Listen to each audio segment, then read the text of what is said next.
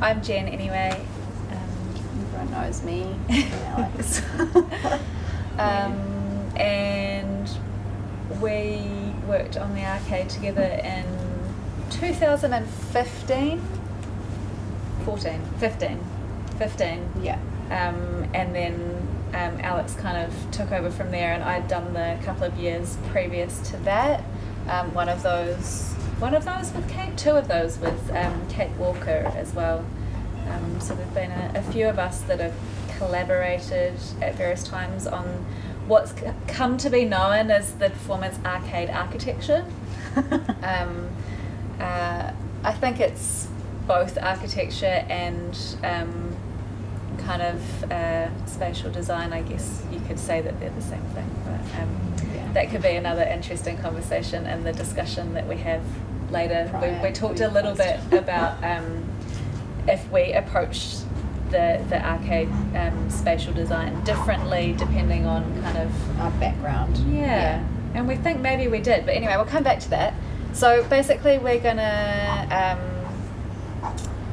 do a year by year run through of the last talk about how it's up, how the architecture has evolved, and then try and keep that fairly brief so that we can then just have a conversation, and if you guys have got questions or things you want to know about it, we can just talk about stuff. So shall we start with 2011 and 12 and basically it starts with Sam. So Sam has also been Sam Trowbridge has also been a major part of the arcade architecture and was the founder, I guess, through his company, the Playground NZ, of the arcade, of the whole concept, and is the creative director and kind of main curator of the artworks. We should probably briefly say what the arcade is. I'm pretty sure all of you know, but it's a festival of live art and performance and music that happens every year, sometime around February, March, down on the waterfront. And shipping containers. Yeah, basically in and around a village of shipping containers. And is sometimes part of the International Arts Festival when that's on. The first 2 years of the arcade, there wasn't a dedicated spatial designer or architect. Sam is a spatial designer and performance designer himself. So that is Sam's first sketch or kind of key concept sketch. That was yours, wasn't it? Of this idea of this arcade that kind of opens out and houses these little bite-sized kind of experiences of performance that take it out of the gallery or out of the black box theatre and put it in a public space, making it kind of free and democratic and accessible to everybody. And something that I was really drawn to about that right from the beginning was this idea of a really beautiful kind of rhythmic architecture that is set up by the idea of an arcade and also then by the shipper container as an object that kind of naturally lends itself to being modular and being played around with in that way. In reality, shipping containers aren't as regular as you think they are. There's lots of different sizes and different colours, and some are new and some are old and rusty. And they have doors, which are really annoying to deal with when you want to do something really minimal with the architecture.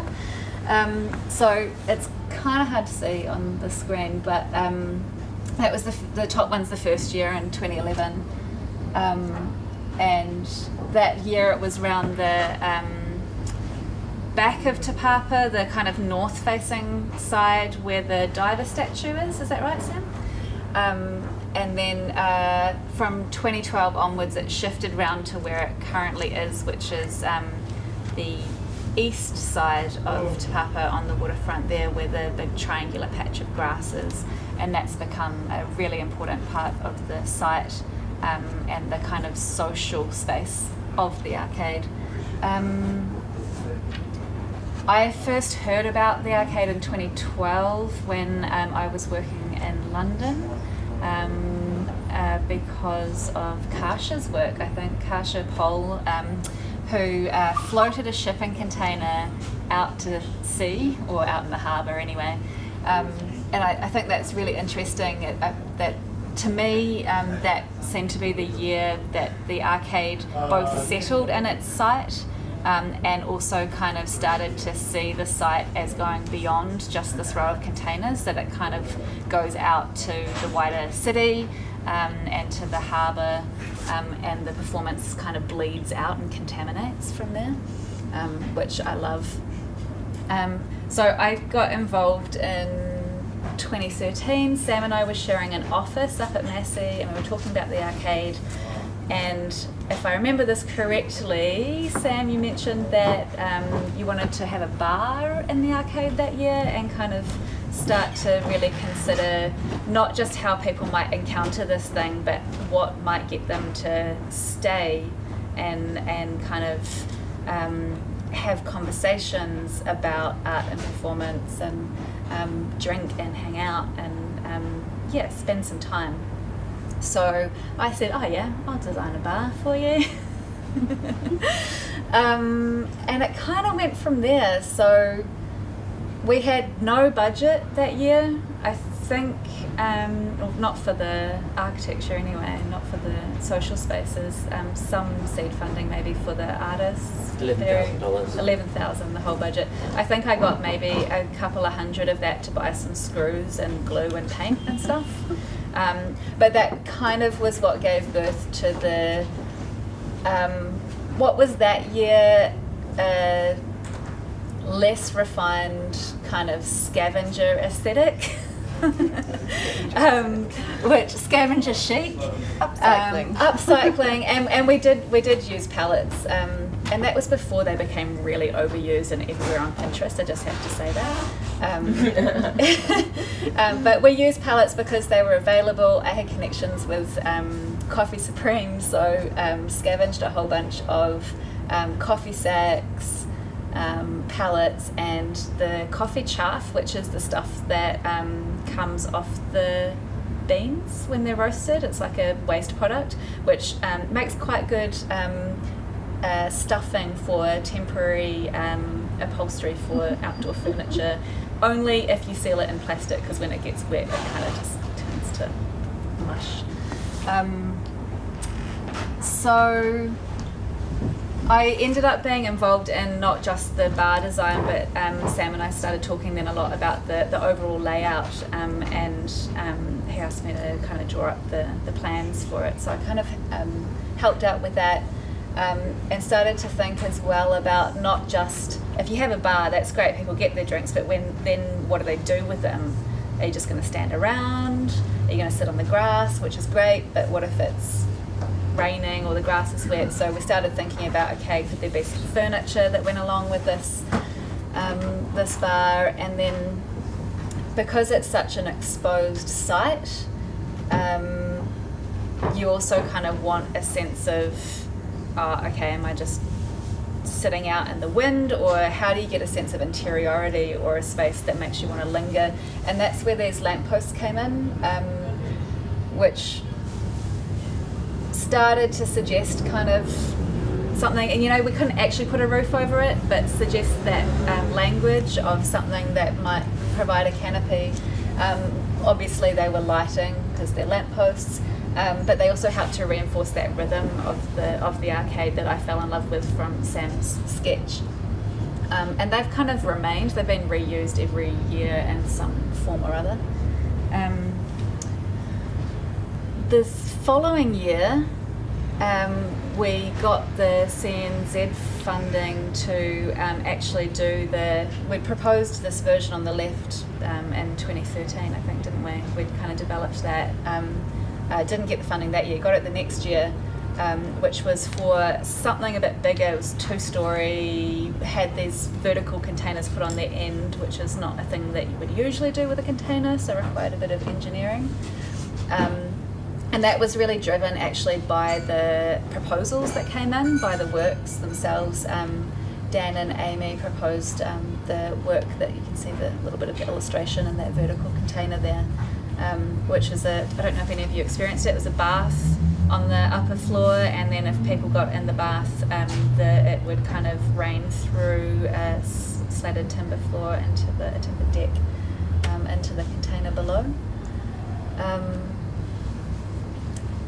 So that was pretty full on. That was that was like the first go with integrating all of the containers, scaffolding, netting, and the aesthetic that you developed out of this this kind of theme that emerged from the works and from how we were approaching it, of being in construction, of performance, live art being something that's always in production, that's kind of, it keeps living, it's not complete until the audience interact with it, that kind of thing. And then after that really full-on year, we took a moment to step back, and Sam formed a steering committee for the arcade, and the New Zealand, what are we called? Arcade Live Art Trust was formed around kind of creating this as a sustainable event going forward, being in its 5th year by this point. And one of the things we did was we wrote a manifesto, which maybe after we've gone through this we can play a little bit of. This line at the bottom, the performance arcade is the place where our community gathers, was a line from that. And we decided to try and really define that year what were the core values of the arcade.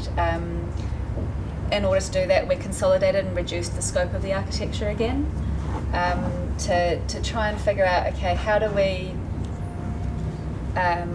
centralize this around an idea of hospitality. Well, that was my kind of main aim, was how do you promote a place that that has a sense of hospitality, welcoming, well-being for the public and for the artists, for the crew, for the people who actually put this thing on. Because if they're not being looked after, then how can they welcome people and make them feel looked after? So I guess it's that sense of like manaakitanga, that reciprocal kind of looking after one another, or well-being.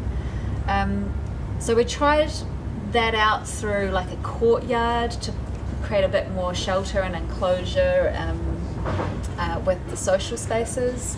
Again, you see the lampposts coming back, and collaborate. Yes, that's when we started to collaborate, exactly.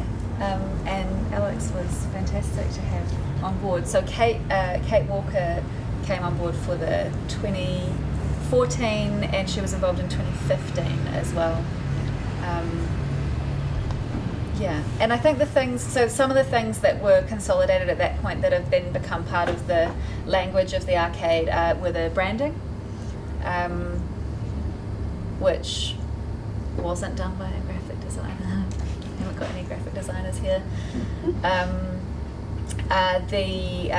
The kind of furniture started to evolve, and not that this particular style of furniture has continued through, but the idea of creating a more refined set of furniture for the arcade.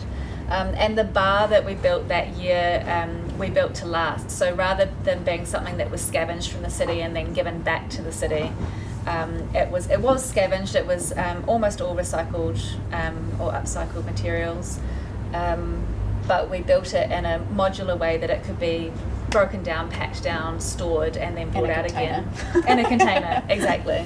Yeah. Stored the following year. And then the other thing is figuring out actually how do you fix stuff to the inside of a shipping container that you're not allowed to fix into, drill into, have anything permanent attached to. All the containers that we have, or majority of the containers bar one, are either hired or lent to us for the 2 weeks. So we have to return them in the same kind of condition that they were given to us in. So yeah, there's a lot of different methods of fixing, tethering, tensioning from eyelets and wedging timber between as you can see in the bottom right photo, wedging timber into Sorry, it's a bit wobbly. yeah, with the wiggles into the container, so it holds These itself wedged up. 2x4s here, and Yeah. then this kind of panel that was then fixed into those. Yeah. They definitely quite have well. shaped the aesthetic that has come out of the furniture and the pieces that we've had to put into the arcade. Yeah. Do we want to talk anything else about 2015? Or the blue weaving was something that started then. It's a mechanical. It's called mechanical strapping, isn't it? It's a plastic. Yeah, like strapping tape Yeah. with tensioners, and there was a whole bunch left over from something. So some of the materials have been things that it's been very opportunistic, and then they've kind of become part of the language. Following on from that, 2016. So I couldn't find many photos, but got the plan for you guys, which we kind of stayed with a single story that year and really focused on activating the edges of the arcade so that it enticed passers-by in, and there was as little blank faces as possible. So that really shaped the orientation of our setup that year. But we kept a few things from 2015. So the bar and the lounge, as you can see in the central area, still create the courtyard that we had in 2015, and the stage stayed in the same place, and which is facing the grass. And opposite that is the information point where people can go to ask any questions they have. But we played around with, there were quite a few works that required dark spaces, so we had a kind of internalized space made up of 4 shipping containers, which you can see the other side of the courtyard. Influenced our layout, and there was still that focus of having a back of house space for the artists, and we used a lot of the same furniture. The bar was actually used in a work called the Water Bar that year, so we actually donated that bar, and then we had another container which served as our bar. But that was my first year leading the arcade, so I guess we were a little bit less ambitious than this year, so that I had a bit of time to get my head around all the stuff that was going on. And we also had a lot more containers that were spread out over the waterfront, so you can see there's a few on the corners of the waterfront. There was also one down by the platform where you can jump off, and I don't know what it's called, but the area... The dive platform. Dive platform by Circa. Yeah. So then we went into this year, which we went back to 2 stories again, and With all of the learning Yeah. from the previous years. And that was really given a lot of presence to the arcade in this site, especially because Te Papa is such a big building. Because we've been working on the same site for the last 5 years now. 6. This is the 7th year, but the first year was slightly different location, right? Yeah. We've tried to do something different each year, and this year we've got the 3 main towers with a few areas off to the side, like the 40-foot container at the end. The bars stayed in the same location, but now we've got a lounge on top of that, which is cantilevered off, and you can actually look into the stage, which I'm still kind of observing how successful that is. But it's created a bookend to the grass space, so we now have almost more like an amphitheatre to shelter people from the wind, which is quite strong around that area. and enclose the stage space. It feels more sheltered than last year, despite Yeah. the crazy weather. I mean, obviously, when the rain's bucketing down, which it was on Saturday, It was not much you could do. there's not a lot of shelter you're going to get. Yeah. But Yeah. I guess it's part of it being in elements. And so, we have, you can kind of see down the bottom an overview, and this is what it is meant to look like from ground level. So you've got we've used scaffolding to create the access onto the second story, and also link the different two of the towers together, and the last one has got ramp access onto the grass and links into the grass space. And I really wanted to intrigue people, and by having these second stories pull people in to make them a little bit more curious about, what if I go up there, what's it going to look like? Can I see the works differently? Can I see the waterfront differently? And this is a view from the back of that space, so you can kind of looking in towards the stage, which is now 2 stories. The stage is there. Yeah. And above. Yeah. That's the water along that side. Yeah. And I think, I don't know if I've got anything else to say. I'm gonna go down there now, so if anyone wants to join, I'll actually talk about the different pieces of furniture that we've got in there and the way that each space took shape. But like Jen mentioned, like Trash Palace has always been a great place to find a lot of things. We've reused a few things, like the weaving with that blue strapping, we've changed to clear strapping, but used similar methodology of method of weaving around pallets and using old materials to upcycle them into usable furniture, and continue with that construction aspect, which is given by the scaffolding and the scrim used to create canopies and handrails and balustrades and stuff like that.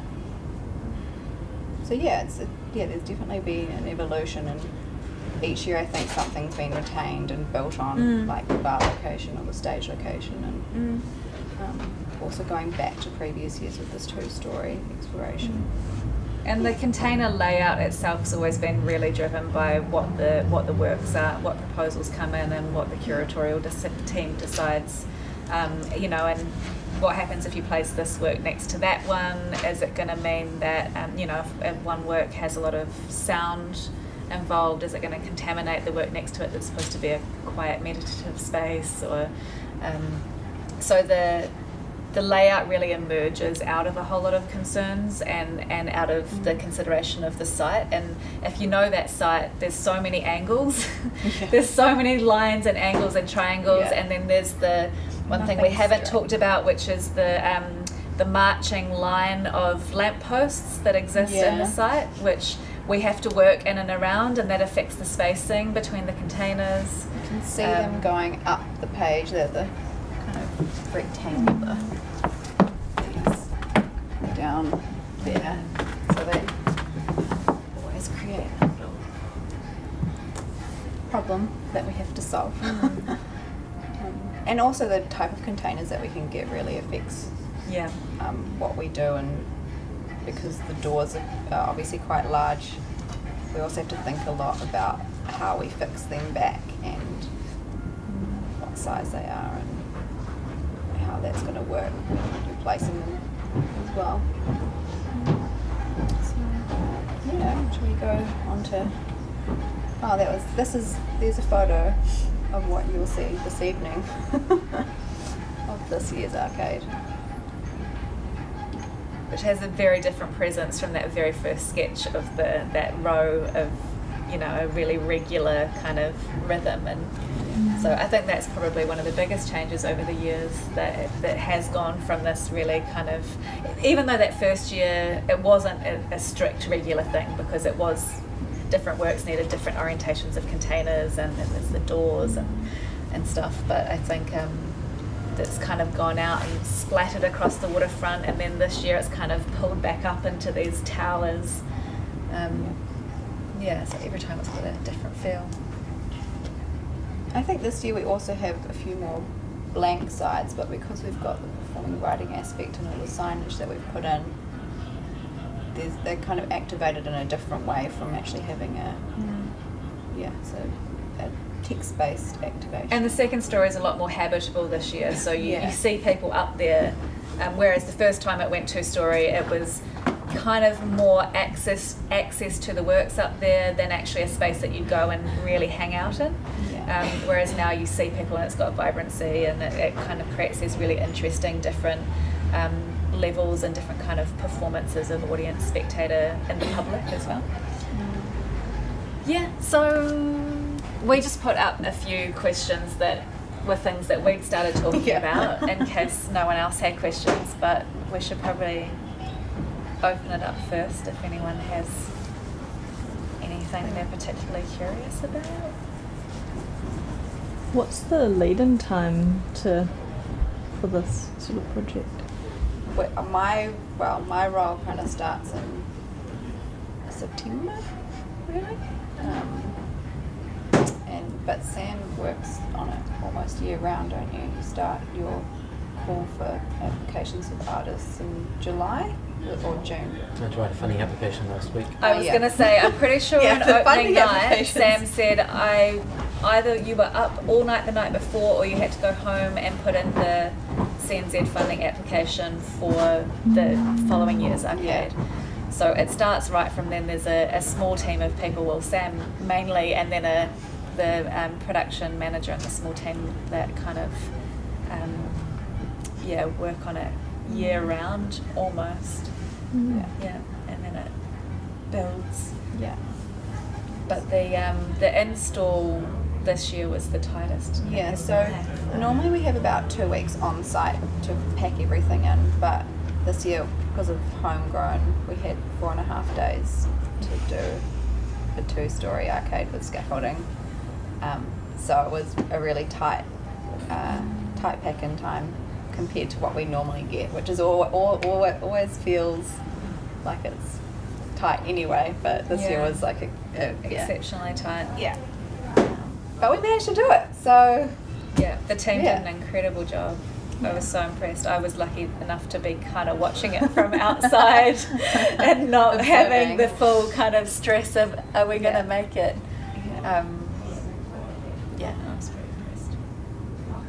And then pack out is a lot quicker because it's just disassembling everything.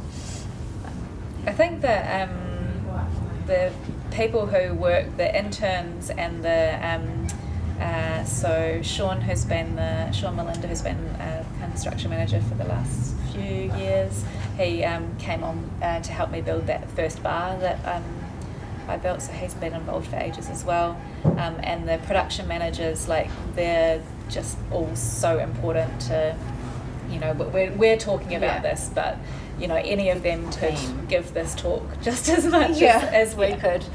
And it's interesting how there's been almost like a body of knowledge built around how to do stuff with shipping containers, and that's kind of flowed between particularly Performance Arcade and Lux, with people that have been involved in both, and methods of securing container doors so they don't swing in the wind and kill people, stuff like that. All of that learning has been shared, so it's quite exciting to see, I guess, then what new architectures can emerge from that growing understanding.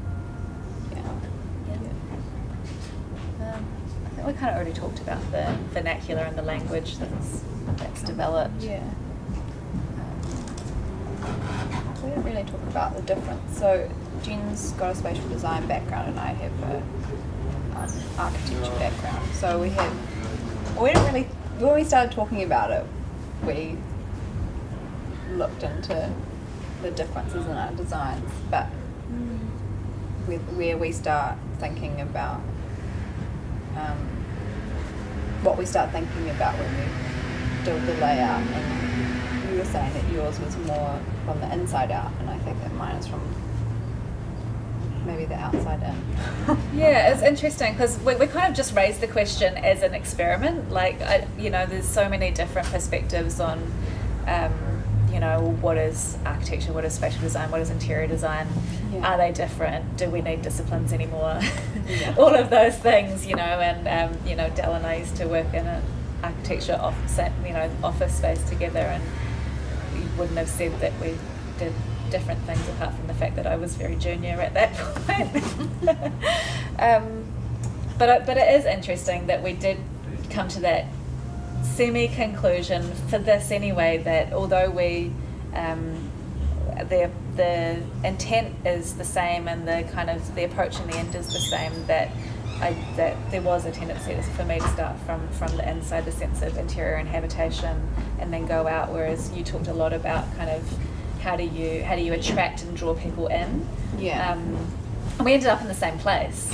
But we just thought that was kind of an interesting thing to realize. Yeah, and it might be different if it was a different project or a different day, I don't know. For those of us who are in the field, could you sort of try and describe the differences between, or what is spatial design? Got another 3 hours. I've had that question quite a lot as well, and I'm not a spatial designer, and I always find it hard to answer. Well, I mean, and spatial design is such a loose and controversial term in a way as well, because I'd say a lot of architects would say that a huge part of what they do is spatial design.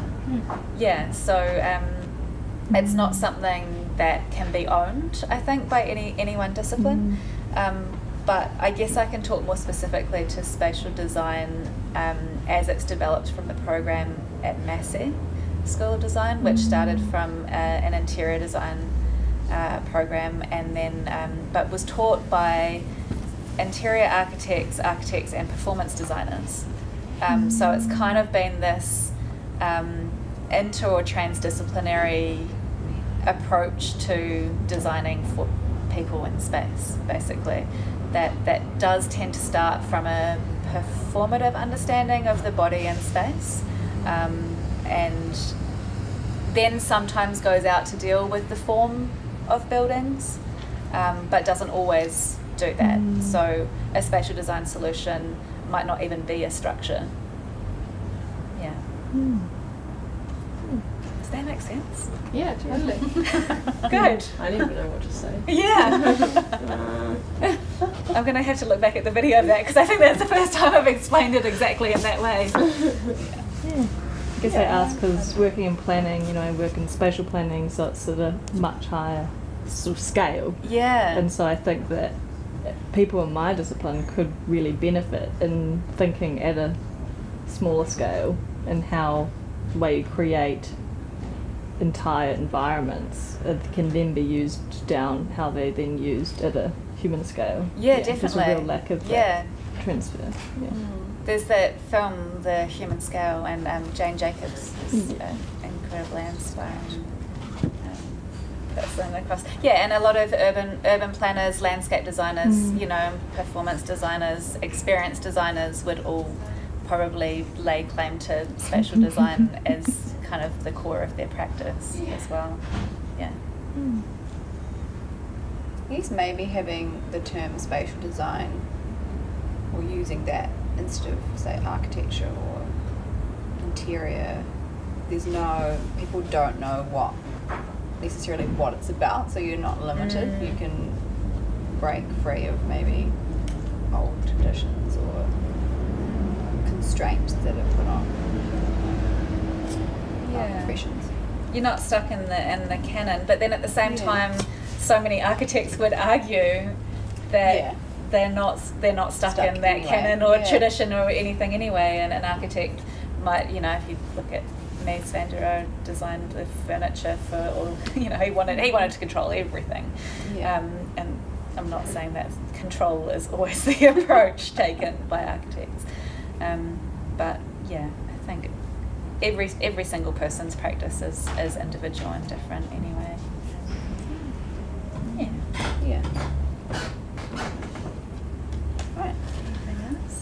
What next? Any other questions? What next? Haven't thought about that yet. A drink Yeah. and a tour. Tour of the arcade. They have burgers. Yeah, very good burgers. Great. Great selection on the bar. All proceeds, or most proceeds to the arcade. Yeah. In terms of what's next for the arcade, it'll probably depend on what proposals come in, I guess. The call will be going out sometime. When does it usually go out? Late April. Late April. Yeah, and I guess that'll shape what happens and if the layout evolves more or differently or contracts back again. The site's pretty locked in. You know, like you've been given Yeah. opportunity to use it again. Yes. Yeah. It's a bit exposed on that corner to weather. So we'd like to try it like Odlands Plaza some year, but next year the New Zealand Festival using Odlands Plaza, so it's likely we wouldn't see it. Yeah. And I've shifted from being in the arcade team to doing or proposing works for it. So I've got to work in the arcade this year. That was also part of performing writing, which was a symposium connected to this year's arcade.